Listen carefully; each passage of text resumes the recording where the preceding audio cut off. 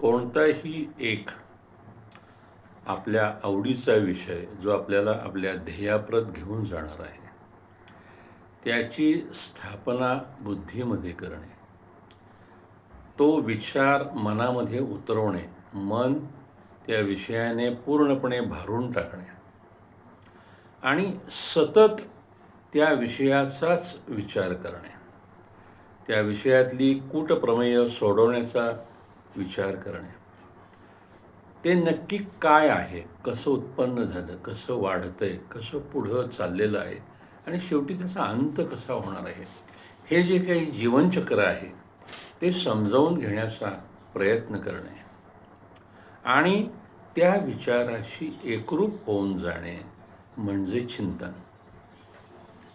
हे चिंतन करणे हा आपला मूलभूत स्वभाव असला पाहिजे, कारण चिंतन करणे हा मानवाचा धर्म आहे, प्रमुख कर्तव्य आहे आणि या कर्तव्याप्रत प्रत्येक व्यक्तीनं सजग राहिलंच पाहिजे.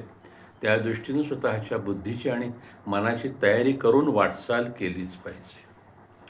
चिंतन हे व्यक्तीला त्याच्या ध्येयाप्रत नेण्यासाठी मदत करणारा राजमार्ग आहे, हे आपण आधी लक्षात घेऊया.